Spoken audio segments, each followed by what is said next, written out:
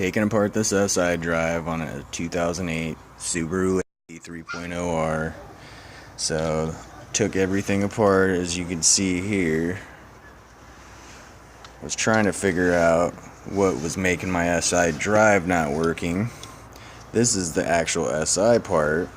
This is all the inner workings. Looked like this stuff was fine except this plug on the bottom. As you can see, there's some soda spilled on this plug.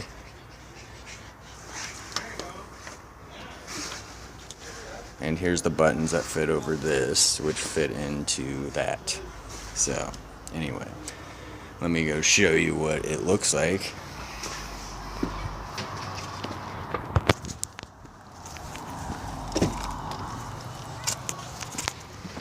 So, pardon me, my car's kind of messy. So I took this out. So that's kind of what it looks like when it's all in. There's two screws in here. You have to take off a little felt pad. A little bit of stuff on there. But anyway, yeah, look in there. Take these two little screws out. Pull this from these clips. There's a clip right here. I actually kind of had to pull it on this right side first and then kind of pivot it out of here to slide it sideways, which I actually broke a clip, and you can see that there's soda all over it. So hopefully when I put this all back together and clean this all up, it'll look completely different, and hopefully it'll work and I won't be pissed. But what I think my problem was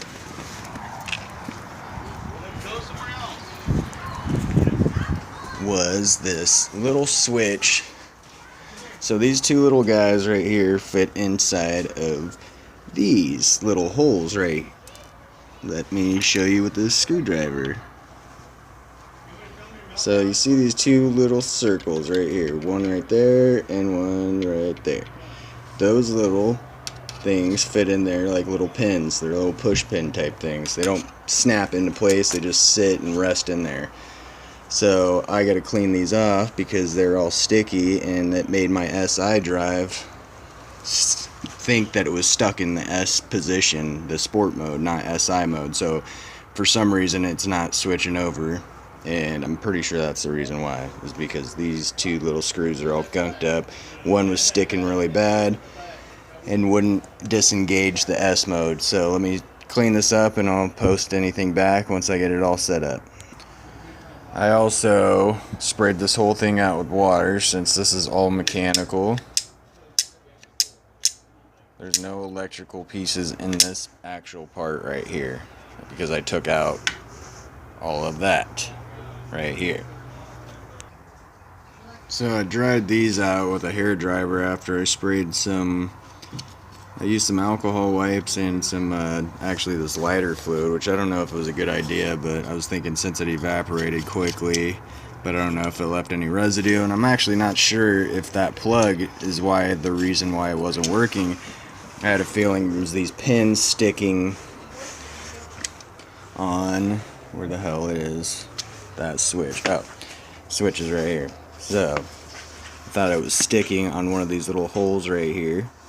So it was pressing one of these upward, like in the up position, so it was thinking it was on S the whole time.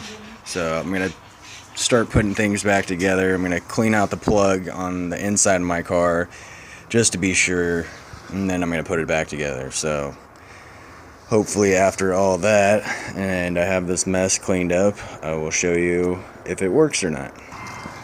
Now that I am done cleaning it, I plugged it back in. As you see here, it's not really set up the right way, but I just did that to, just give me a second. I'm gonna turn on my car. Testing.